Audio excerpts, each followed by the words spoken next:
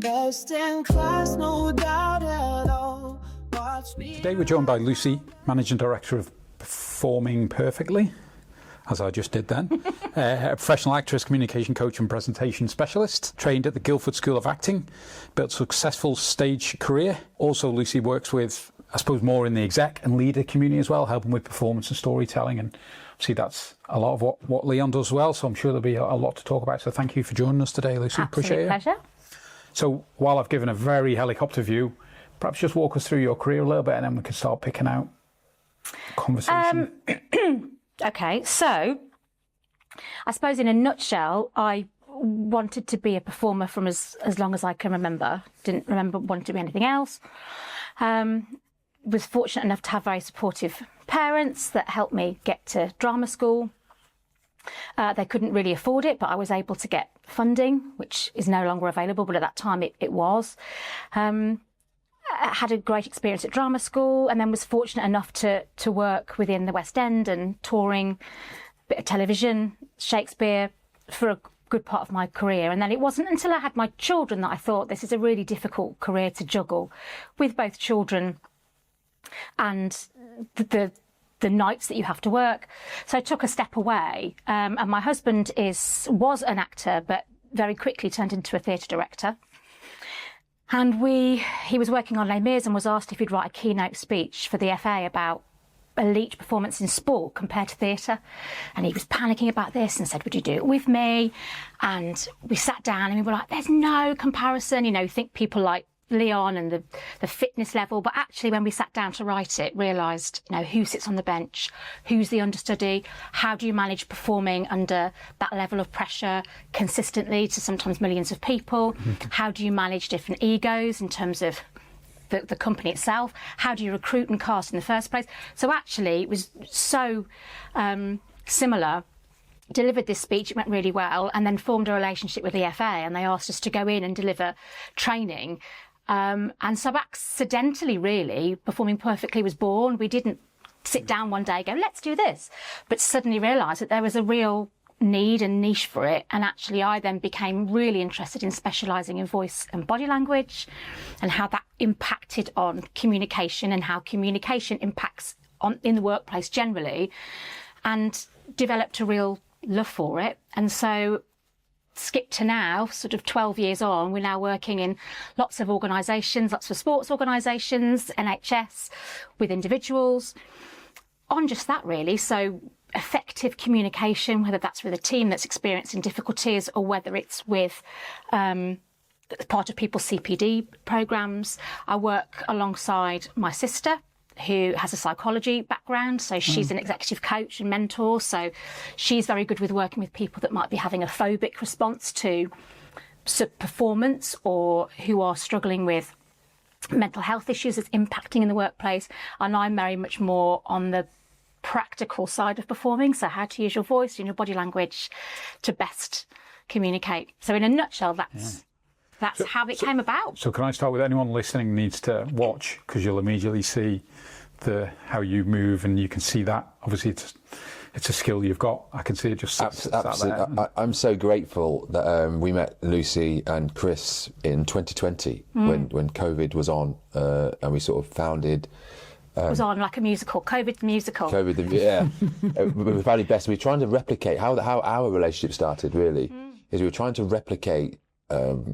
The fear that we're telling people who are in public speakers, how do you replicate that in a practice environment, but using storytelling, which back then was a bit of a fluffy thing. People didn't really, I'm a storyteller, like Jack and Ori, like once upon a time. Yeah. But in the corporate space, it's so important understanding effective communication. Yeah. But also performance, the performance element of every time you deliver something, if you want people to believe it is a performance, you have to go to step into a different persona. And we haven't changed too much in the 6 years or so we've been working together, because it's worked so well. We've tweaked it here and there, but it's worked so well. We pull people out of their comfort zones. Yes.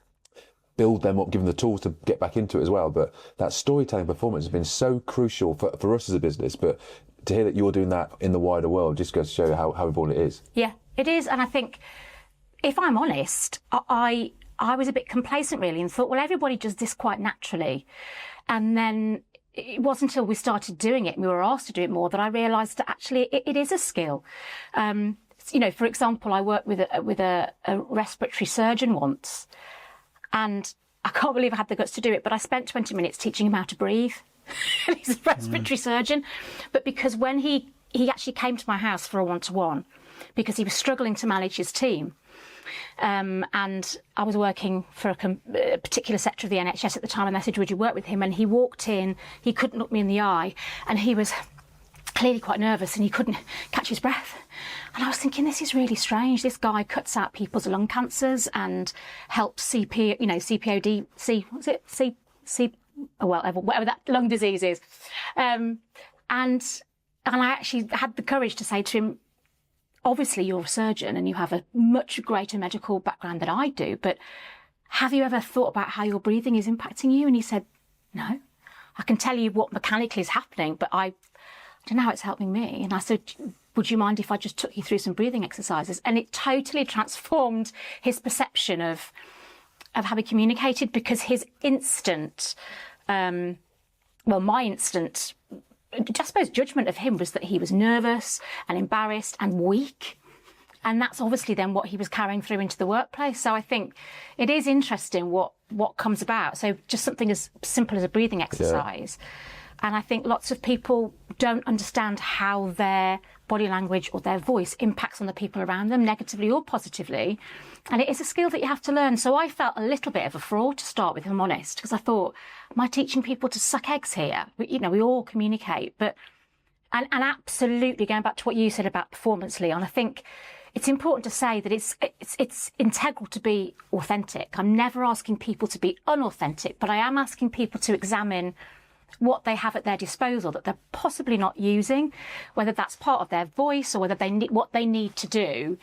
So even now, I've come in here and I've given you a hug and I'm in a much more relaxed, sociable state than I am now. And that's not me being unauthentic, but now I'm on a podcast, so I've got to behave just slightly differently because it's a different audience. And so it's just about understanding how you flex your communication to get the best outcomes. Can we talk then about those different kind of facets? So breathing was one. Yeah. And I guess back in business day, box breathing was kind of just, I guess, the go-to maybe for and something I use. So other things, you mentioned voice. Can we just walk through those different types of things people should be thinking about when they're performing? I think for me, I've always been fascinated with the voice. And I think because one of my favourite classes, probably my favourite class at drama school, was the voice and learning different accents, because it instantly transforms the way people react to you. So, suddenly I'd do a Liverpool accent and people would start laughing. And I'd go, why are people finding this so funny? And it's because often, years ago especially, lots of comedies were in this accent. Or certainly, did you watch Bread as a kid? And, too young. Yeah, and Educating Rita. I was totally obsessed with Educating Rita. But those are often choices that the authors will make to go, I'm going to write something here. And then I've started thinking about newsreaders. I'm from Birmingham, so my natural accent is here. And so when I went to drama school, I was told if I spoke like this, I wouldn't work because I sounded thick, which I sort of laugh about now, but actually it really impacted me. But this is really my natural accent. But you don't hear it on the BBC, do you? Because it's got this sort of, culturally, it's got, negative connotations. And interestingly, my younger son has just finished his A-levels and he's been doing psychology. And one of the things he talked about was, he said, Mum, you'd find this interesting. We've just been learning about accents today, because apparently, he said, it can affect your chances of being charged depending on your accent. So you've got more chances of being found guilty if you have a certain accent. And he said, guess which one's top? And I think I went Liverpool, no. London, no. Birmingham, yeah. Oh my goodness. So so I've been really, I've become quite obsessive about the voice and how it impacts on people. I've got a good friend that works with motor neurone disease patients.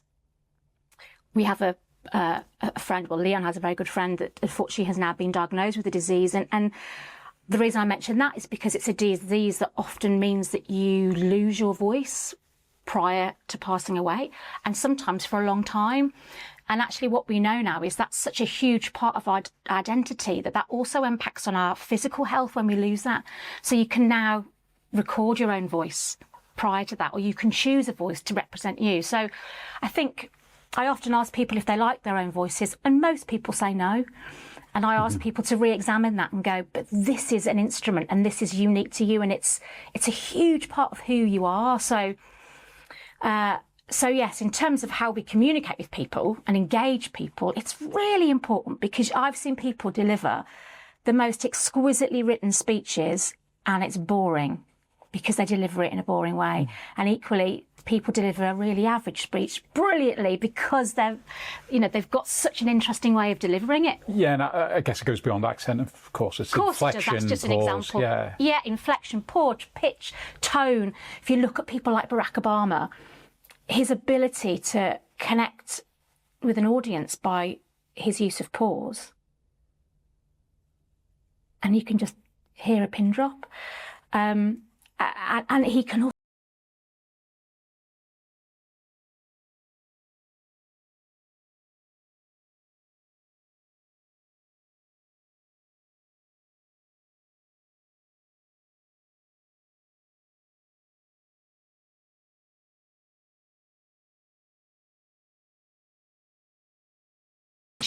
I would say don't have that skill, and it is a skill.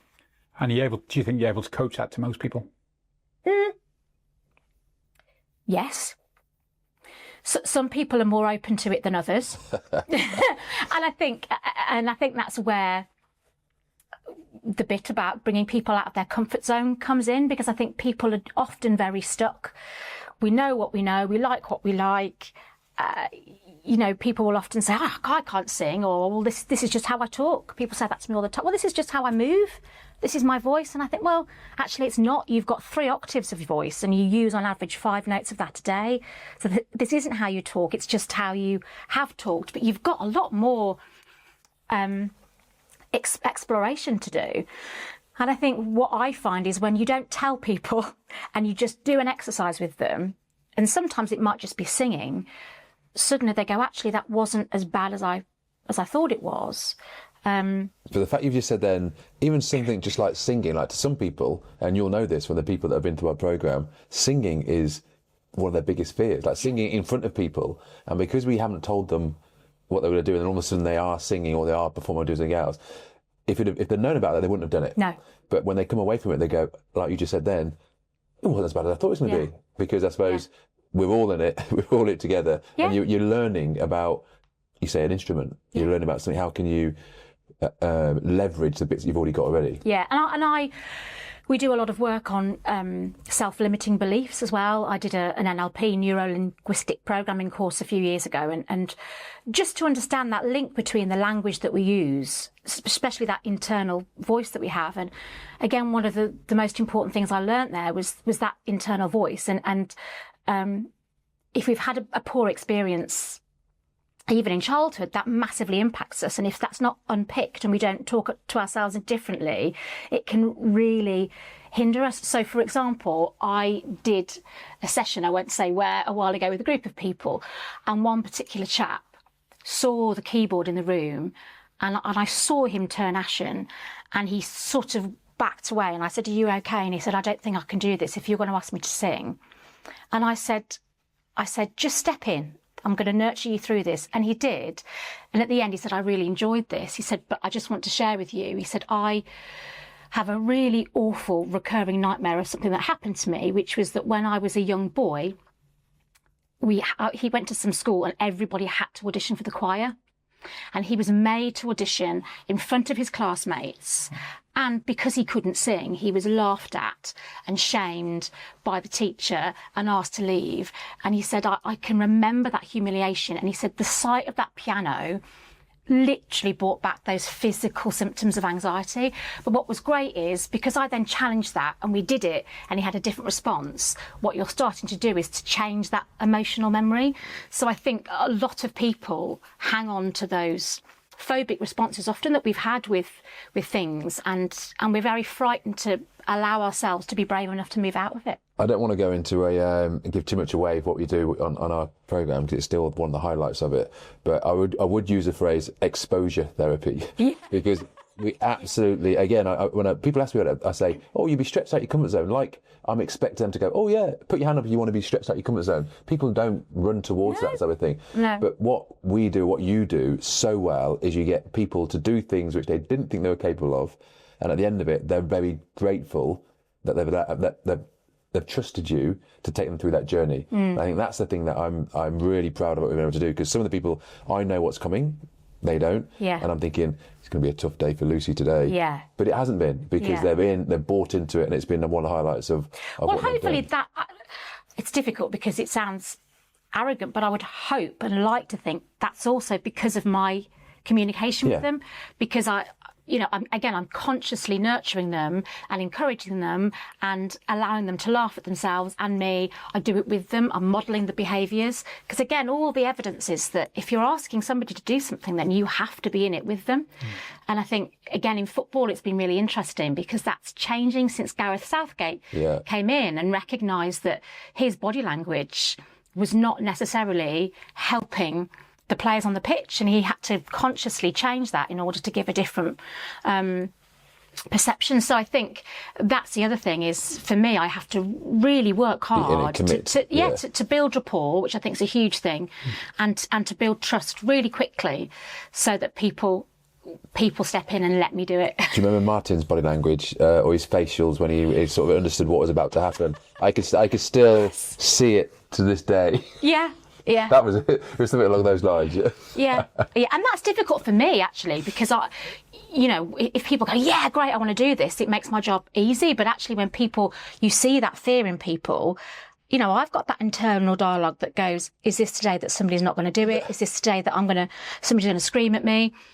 But actually, now I almost quite like that challenge of going, no, you're going to do this and you're going to enjoy it. Or even if you don't enjoy it, you're going to at least see the benefit in it and understand why it's so important. Yeah, that's the bit I suppose I took away from it. I must say I didn't enjoy it, but... well, I suppose you did, because ultimately you're in with 5, 6 other people that are, and you're all the same, aren't you? And again, we speak to high performers, and it's all the scope where... I look at high performance and think, well, you've got imposter syndrome. What? You've played at this level, but we're all just human at the end of the day, and we've all got the same. What's the worst fears. That can happen? Yeah. We're so frightened of and that's why it's great doing it with children, because what children teachers have said, especially young children, is they don't have those inhibitions, so they make mistakes, they do it wrong. You almost haven't got the past trauma, have they? They haven't got the past, and yet you do it with adults, and people freak out, and it's like, so what? It doesn't matter. Just give it a go.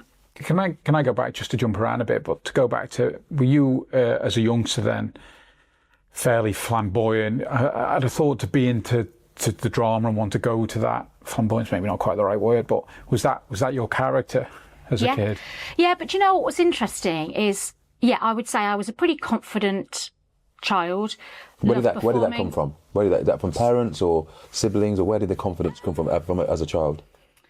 My mum is quite quiet. My dad isn't. He's pretty out there and confident and naturally social. So I've always been somebody that was quite good at making friends. They're from the acting world as well, or not? My dad wanted to be an actor and lived in a very poor community in Nottingham in a council house, and his mother laughed at him and said, don't be so ridiculous, you've got to get a proper job. And he got into Bristol Old Vic, and they said, we can't afford for you to go there. So that probably helped me, because when I said this is what I want to do, they thought we've got to support her through this. So I think it's that nature-nurture thing, isn't it? I think that there was a lot of nurture, but also probably I genetically was always going to be relatively sociable and outgoing.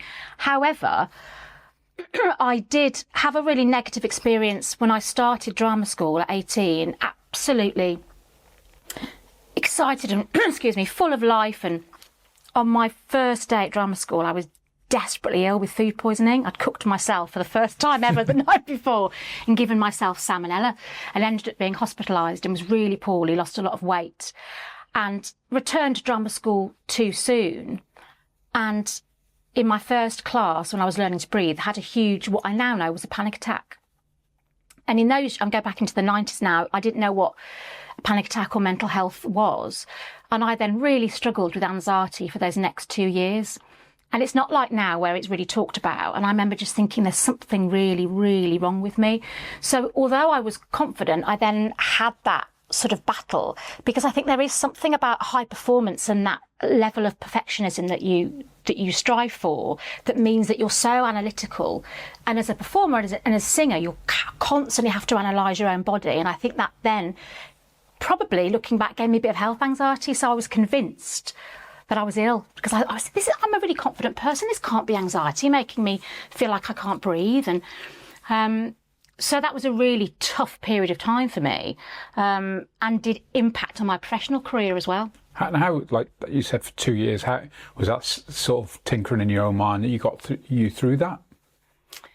Yeah, I ended up going on anti-anxiety drugs, which I remember being terribly embarrassed about. I didn't tell anybody, not even my boyfriend, who's now my husband, because nobody else was on them, nobody else. And I only went on them to prove them wrong, but that's not what it was. And it was. And I look back now and I think, what caused that? I think the trigger was probably being poorly and coming back too soon. But I also think it was suddenly leaving home, this pressure of suddenly having to get an agent and step into this career that was so high pressured, and going to auditions where you were expected to be the best you could possibly be. So looking back on it now, that 18, 19-year-old self, I'm sort of not surprised it happened. And the reality is, and you'll get this as well as a sportsman, I'd gone from being one of the best performers in my area to suddenly there was millions of people that looked like me, sounded like me, acted like me, and it was like, oh, this isn't easy. So I think it's a bit of a reality check, really. You must have loved it then, to go through that secretly, if you like, but still, it would be easy for you to say, I'm not cut out for this. I'm going to go and do something else. Yes. But so you must have found your purpose. Yes, and I think there was underneath there was a real drive that I thought, I know I want to do this. This has to be a blip.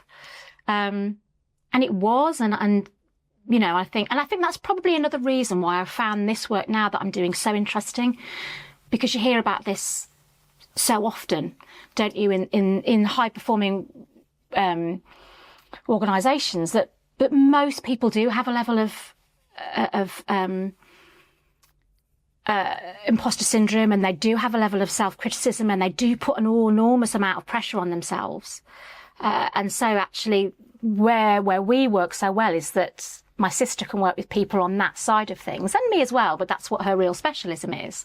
And I can work more on the practical side, and the two go hand in hand really nicely. And why like, being in business for a long time and never really want to do quote public speaking, and that might just be to your team, what's the ingrained fear? Because most people have that, I believe. There's not too many that just, what is that?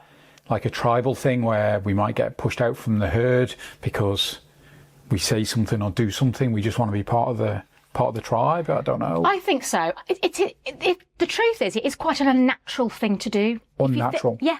If you think about it, we're born into communities where we live together, and if you go back to that tribal thing, it's not something that is a natural thing to do. And I think we forget that. Asking people to stand up and deliver something to lots of people, or sometimes to intimate groups, it's not a natural thing to do.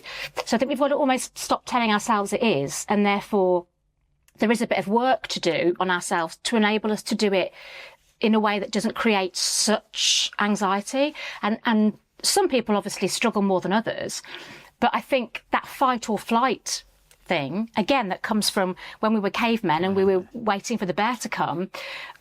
The amount of people that we speak to now that have that response, and it's different in most people, but it's still people. Some people really shake. Some people get a redness that comes up. Lots of people start to, run out of breath. So I do a lot of work with people on the sympathetic nervous system, which is basically fight or flight, and how to trigger your parasympathetic nervous system, which is when actually you can take control of your nervous system by breathing correctly.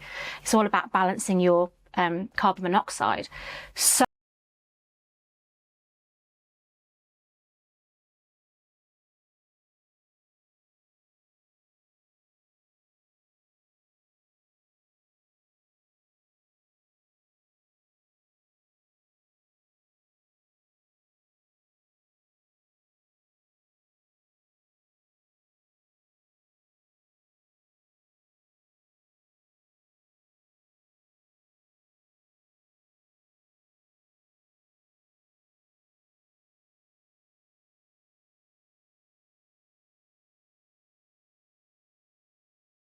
it can be layers as well. The amount of people, I've been working recently with a lawyer who is a brilliant speaker and found it really easy, and then doesn't really understand why, can't work out why, but a couple of years ago was in court and had a panic attack and left. Yeah. He fluffed his words, I think, and a sort of this spiral. We've all been in those situations. He wasn't particularly well at the time. A spiral happened. He was in his own head. He suddenly felt like he couldn't breathe, and he left. And he's now been left with what I would say a really phobic response. He's saying, I'm phobic. And when he's going back into that courtroom, his body remembers. There's a brilliant book called Your Body Keeps the Score. His body remembers what happened. So all those physical symptoms resurface, and he's doomed. Except he's not doomed, because what he's got to do is rewire that brain again, and he's got to create those new experiences. That was just one thing. I think there's a fear of judgment. I think there's a fear of humiliation. I think that, you know, we are, as a culture, we're very worried about what other people think. Yeah, so you don't need to have had that before. Like, you don't need to have had that, have been humiliated before for you to have that fear. That's a more of a natural thing that people have. But equally, you will talk to people that will say, again, I got this part in the school play and I was laughed at, or I forgot my lines and I remember the feeling and it's awful. And it's one of the worst feelings, isn't it? I think, being humiliated, if we all think about that, especially as a young person. And I think it's a really strong emotional memory that we hang on to. And but it isn't impossible to get rid of that. I have one. I remember I was speaking, there was one week, I give you the example. We've had people on our programme where you've worked with all of them. People who are, in my eyes, are amazing speakers. Yes. In their own eyes, they give themselves a 3 out of 10. Yes. And it's bringing that confidence. I remember, I give the example I have. There was one week where I did 4 keynotes back to back. So I rehearsed meticulously for the first one. Rehearsed, practice, went and delivered it. I was okay. Yeah. Second day, exact same content. Rehearsed it same as if it was my first one. Great. Third day, exact same thing, rehearsing. So fourth day, I thought, I don't really need to practice this now. I've done it 3 days in a row. Same content-ish. Didn't practice. Went in there, and for a moment, my brain just went. Yeah. And I remember looking, and people were just, I must have said something that was funny or half funny, because people were laughing. And then I was thinking, what's next? Yeah. I've never had that before. And in my head, I'm thinking, I had enough time to go, this is because you didn't practice. Yeah. And all I remember seeing was I saw a sign in the corner. It had a green exit sign. And then I walked home and got a drink, took a drink, looked at the sign. I thought, it will come back to me. Nothing. I saw the sign. I thought, I'm going to run for that sign. I'm going to run for that sign. Solve the problem. Something happened. I managed to pull it back round. And I recorded myself while I was talking. I had a dictaphone in my pocket, so I recorded myself. What felt like I was silent for a minute happened to be 7 seconds. Yeah. But it was enough for me to realise that fear is real. Yes. Like, I understand when people say to me, and how I'll always practice going forward. So that was it was a useful but horrible exercise for me to go through. Yeah. So when I'm talking to people about the programme, I was like, I can honestly say I know how you feel. Yeah. And these are the tools and tips that you can do and learn from other people to help you get through that. Even though I think you're an amazing speaker already. It's in people's heads, and it's helping. And wouldn't it be amazing as well if you could have said in that moment, perhaps you didn't need to, because like you say, the reality was it was a short moment of time, but to go, oh, give me one moment, I've completely lost the trail of thought. Because again, I'm a huge advocate for being human. And everyone can relate to that. Yeah, We're just human beings, and I've seen brilliant speakers that stumble over their words or get lost or cry. They're the best speakers. Again, regardless of your political preference, quite a lot of politicians, I think, are overcoached. You asked me, Martin, about can you coach people? Yes, you can. But there are some, I use politicians as an example because they often speak in such a way that makes us not believe them because they're overcoached. And it's like, just be human. So is that authenticity? Is that being authentic in what you're saying rather than being too polished? It's being too polished, I think. It's not allowing yourself to be human and make mistakes and have that emotional connection with people. And that's what, going back to storytelling, that is what makes people sit up and listen. There has to be emotional connection. My favourite quote that I use all the time on Leon's programme is, real change happens at a feeling level. If you want to change somebody, whether that's shifting their thinking, getting them to buy something you're trying to sell, getting them to buy into an idea, encouraging them, inspiring them, you've got to get them to feel something. You can't just tell them facts. You have to make people feel something, which is why music is so powerful and storytelling is so powerful.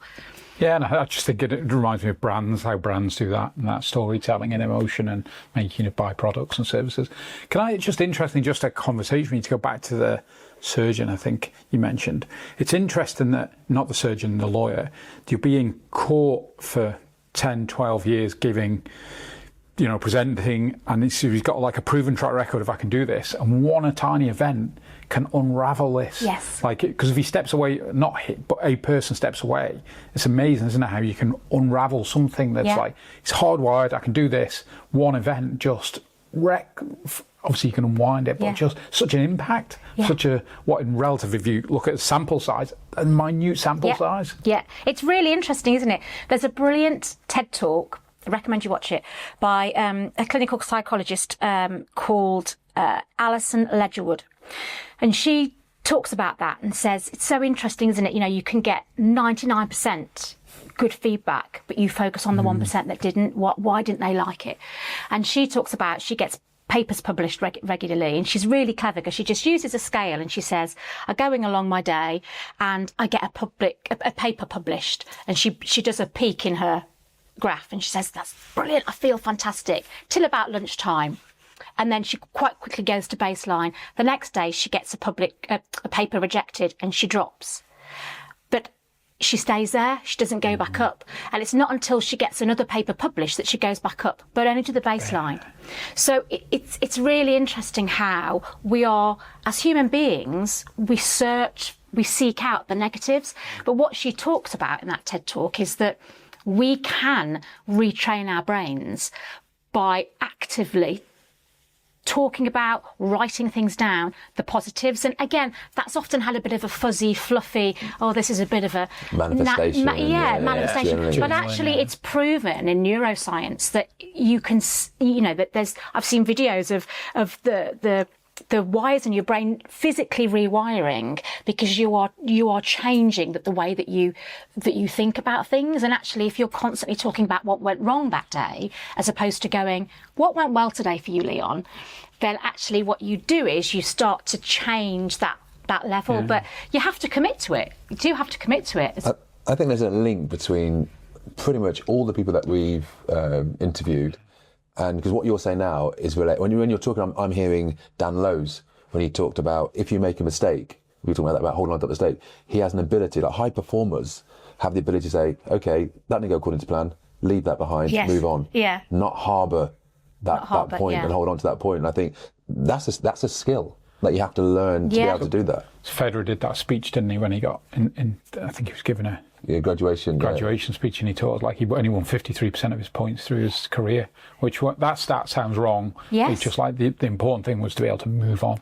Yes, pick up the lesson, learn the lesson, we'll move forward. Don't look backwards. Yeah, we're very, very good. And I think it's interesting as well because I think cultures play a part in that. My husband directs different West End shows and takes them all over the world, and he will say to me he finds it very interesting the way that different cultures take on feedback and learn from feedback, and how he delivers it to different people as well. So it's also how we're taught to to process that information, and how, you know, some cultures are more celebrate things and others are much more, you know, so it is really interesting, but the point is we have control over that. And I think more than we realise, actually. And can I ask then, in the actress world, where certainly it's portrayed that you get a lot of rejections, so again, is that dealing with those aspects of that? Because again, I suppose it's not framed as failure. Well, it is framed as failure, but you've got to not frame it as failure. Yeah. So again, is that, I suppose they're valuable lessons during your career that you learn to not let you mentioned the chart before, not put you in the hole. And it's so interesting because, you know, you read out my CV and you think, oh, that makes me sound really good. But there's a much longer list of jobs I didn't get. Much longer job, you know, and so actually it's I think resilience is a really interesting thing, and one of the things that I know that you do on your program is that those lifelines with people, and my sister does something similar with resilience lines, and, you know, actually going through your life and noticing when you went through really tough times, and it might be a bereavement, it might be a breakup, it might be losing a job, and being able to go back and analyse that and go, what got me through that?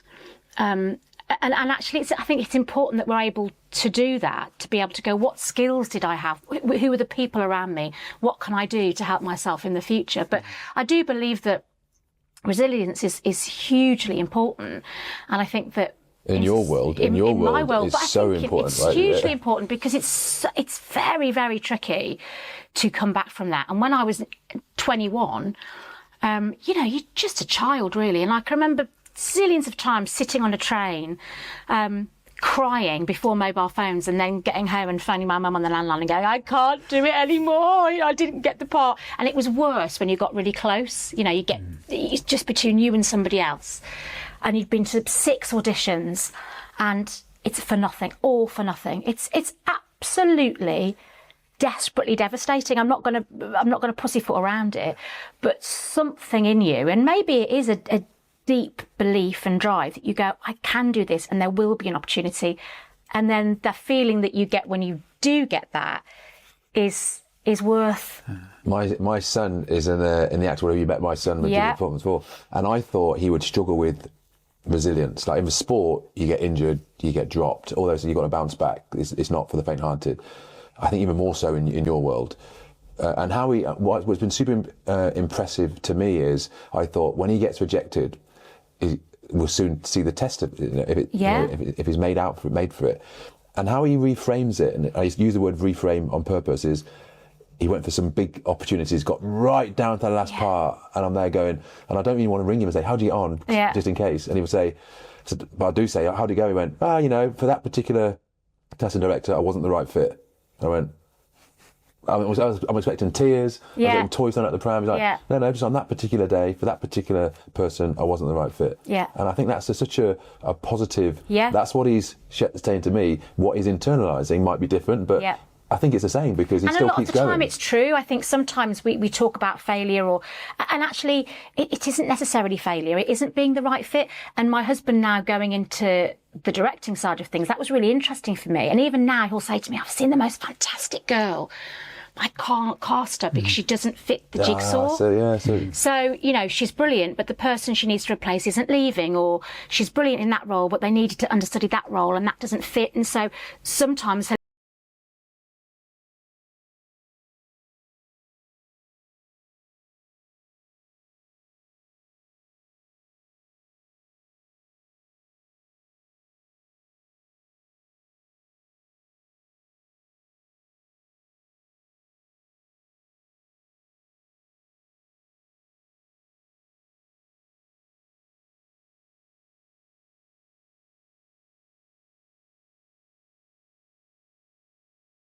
presence. And again, I'm close coming from a business world, so I'm naturally thinking, again, presenting to teams, presenting to the board, but there's obviously a wider world, whether it's teammates, whether it's to an audience, etc. So just talk a bit about what presence looks like. I think we've all seen speakers, haven't we, or performers, and you go, God, there's just something about them, and we use terms like star quality, or they've got an aura about them. And I think that to an extent, there are some people that just have that. I think that's in the way there are some people that are born with just superb voices. And yes, you can train them, but they have a gift. But I think that there is more, you can nurture and train people more than you would possibly imagine. So for want of a better word, you know, I've seen really boring performers that you can actually really train to be engaging performers. And I think it's about understanding what it means to have presence and what it means to connect with people. And I think for me, the biggest part of that and having that presence and ability to connect is the storytelling piece. So, for example, I saw a TED Talk a while ago and I loved it. And it was an author. And he talked about how he did an experiment and he asked 100 other authors if they would take part. They agreed. And he bought 100 items off eBay for $1 each, approximately. So he spent $100 of his own money. And he then assigned each of these items, random things, to one of these authors. And he said, write me a story to accompany this item. He then resold them on eBay. So he bought them for $100. How much do you think he resold them for? With the story. With the story. Guess. A bit more, I'm going to assume, yeah. $8,000. $8,000. And one of the things he talks about was like a plastic horse's head that he just put like on a pencil. And somebody bought that for $68 and he bought it for 98 cents. But what he says is there was something about that story that was an emotional trigger that connected with the lady that bought it, that meant to her that was value, that was good value. It was worth $68,000. So that's in monetary terms, but that is exactly it. When you connect with people, when you're telling stories. So when we talk about people that have presence, it has to be about building rapport with the audience. And there's lots of ways you can do that, online and in person, whether it's eye contact, but you have to, you have to create a space where people feel that you are emotionally vulnerable enough to be able to engage with you. And I think that's a really honest, but sometimes quite exposing place to be. People don't want absolutely polished. People want to be completely ingrained. I do something with Leon where I talk about triggering different people's hormones and dopamine and oxytocin and endorphins. So it's how do you interject humour? How do you get people to feel compassion? How do you leave people with a hook so that they can't possibly not listen anymore? And all of those things. If you listen to the best speeches, they will take you on that journey. So I think that's, when it comes to impact and presence, I think it has to be about somebody being able to immediately connect with an audience. There's lots of science now that says that if you don't, that people make a judgment on you within seconds of meeting you without saying a word. It's your physical, it's your verbal. So even before you even say anything, I think it's 90 seconds, 90% of the audience will determine they're going to listen to you. You're non-verbal. Non-verbal. So just by standing and just not use the pause, the power of the, but just standing and just looking around, people will look up and you'll feel, this is going to be good, or this is going to be important. And you haven't even said a word. You're already being judged. You haven't even said a word. Yeah, exactly. So it's really important. And I'm a huge advocate to people to film themselves and watch themselves and practice. The thing that I think I've taken forward more than anything in my acting career, and I still do perform, is that imagine if I was doing a musical now, and I learnt all the lines and I got it all in my head, but I didn't actually say them until I was on stage in front of a paying audience. It would be ludicrous, wouldn't it? And yet that's what so many people do when they do a keynote speech or when they communicate with a team. They think, I'm going to talk about this today. Here are my slides. And they get there and they arrive. But they've not actually thought about their voice or their presence or how they're going to do it or how they're going to connect with people, how they're going to walk into the room. So actually that you have to practice, you have to start to analyse yourself. And it doesn't have to be a huge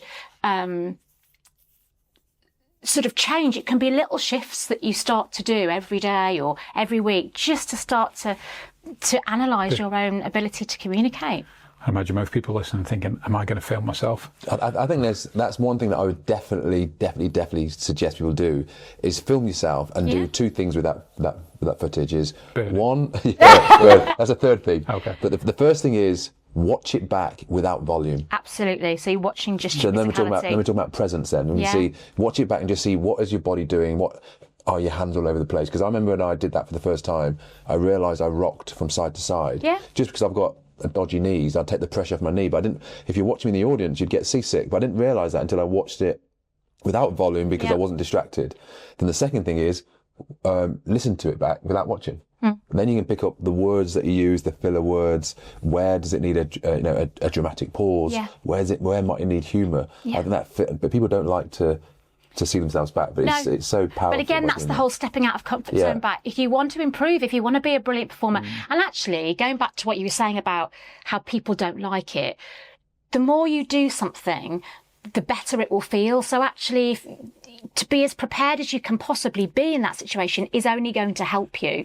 So whether it's doing breathing exercises before you go into the room, so you're in a much better state vocally, just something as simple as that, which might take 2 minutes, is going to benefit your performance, and that's going to make you feel better. And then you go, oh, that wasn't quite as terrifying as last time. I'll continue to do that. And then you watch yourself and go, God, you know, I'm slouching a bit. It doesn't look like I'm enjoying it. Okay, next time I'm just going to be aware of that my shoulders need to be back. And then that's another little shift. Really simple. God, I was fast. Do it again. Oh, I'm going to slow down.